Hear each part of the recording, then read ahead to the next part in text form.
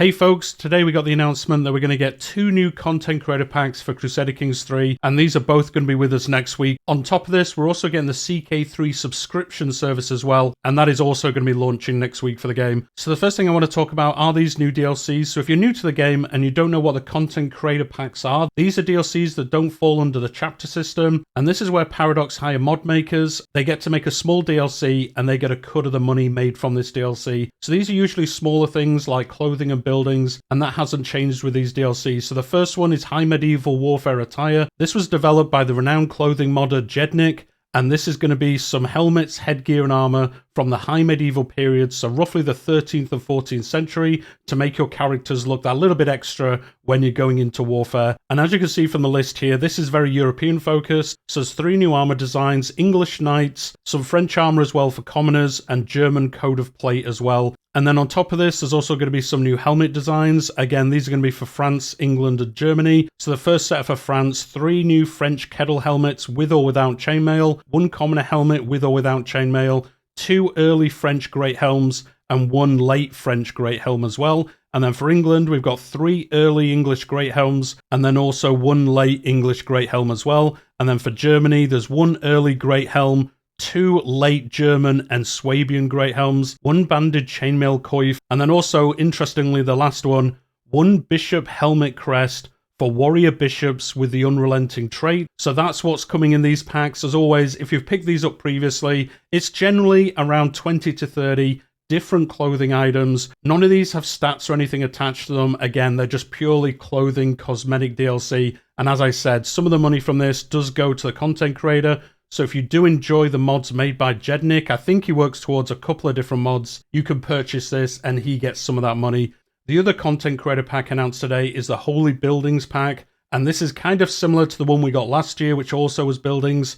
So this adds a greater variety and more historical detail to your Crusader Kings 3 map through the Holy Buildings creator pack, and this is a new cosmetic add-on for the game made by the modder CK3. I do apologize, I've probably butchered your name. I am very sorry. I'm very English. I do apologize. And this upgrades the models for over a dozen religious buildings in the game, from humble churches to magnificent monuments. Holy Buildings brings more regional and religious flavor to the game. Now, one thing I will say from this, it does only mention cosmetic, and I think all the buildings we're going to go through are already in the game. So I think this is just solely models.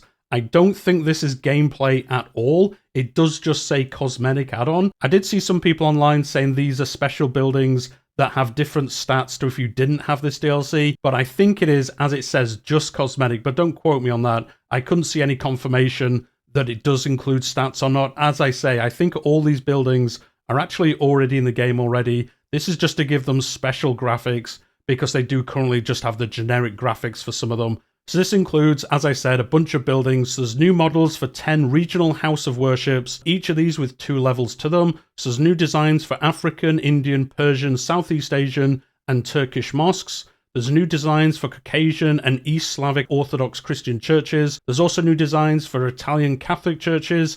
And then the last one, new designs for Tibetan stupas. So these are obviously going to be in these areas. The buildings on your map will just look different if you have this DLC. There's also going to be a new model for Catholic grand cathedrals. And then additionally to all this, there's also going to be new models for 6 significant historical religious sites. Again, this just says models, but as I said, I did see somebody online saying this was gameplay as well, but I think it is just cosmetic. Again, somebody correct me in the comments if you've seen otherwise. And this is, as you can see listed on Steam, 7 significant historical religious site models, and I won't try butcher the pronunciation of these 7 places. I will say the official Paradox page for this on their website, it does say 6, but it is actually 7, and you can see those listed out on the Steam page. And that is going to be the 2 content creator packs. As I said, these are going to be coming out next week. If they keep to the usual pricing, I think it's about $5 American.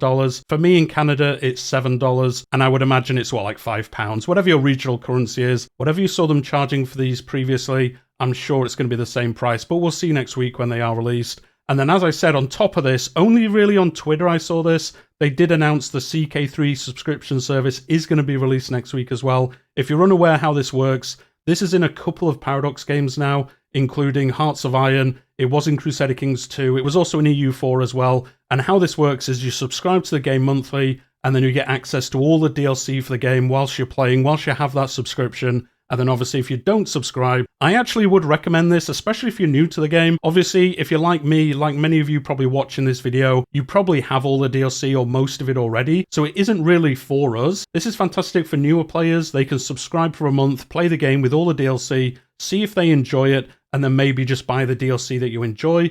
Or I think especially for people who just jump in every time there's some DLC, play the game for a month or two and then come back in a year, play the game again for a month or two, and that would cost you less than buying all the DLC. Now personally, I would always just rather buy the DLC, then I've got it. I'm not like subscribing and not getting anything from it. Obviously I'm playing the game, but I don't own anything once the subscription ends. But I think it is very good for players who just want to jump in every year or so, play a couple of campaigns for a month or two, and then stop playing the game and go play something else instead. Let me know what you think in the comments down below though. Do you think you're going to use the subscription, or are you like myself and probably own all the DLC you want to buy anyway? And then also, do you like the look of these content creator packs? I thought we'd get something a little bit different this year. In their preview of what was to come, I thought they were talking about these maybe being a little bit different this year, maybe being event focused or something else, maybe like a small DLC of some other kind, maybe like a Sunset Invasion 2 kind of DLC maybe, but instead we have just got, similar to the last two, some clothing and some buildings. I mean, they look very good. I like supporting these because it does support the mod makers. That is good. We don't know exactly how much they get from it, but they do get some of the money from it at least.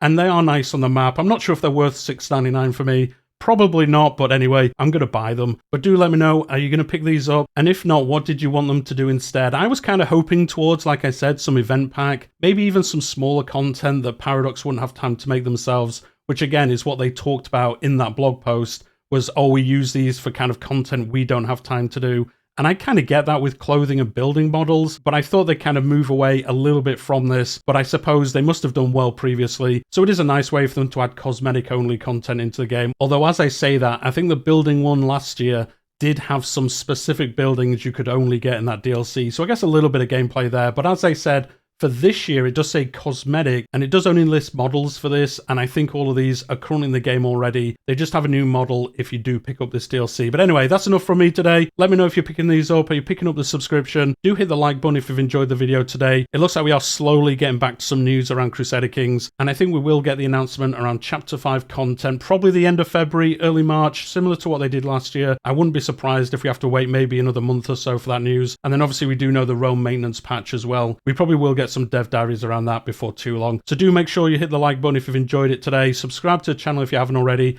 I cover all the news around Crusader Kings, all the dev diaries. I do live streams every Tuesday and Friday where we do achievement runs, talk about the game, and do some mod campaigns as well. But we'll leave it there for today, and I'll see you all next time.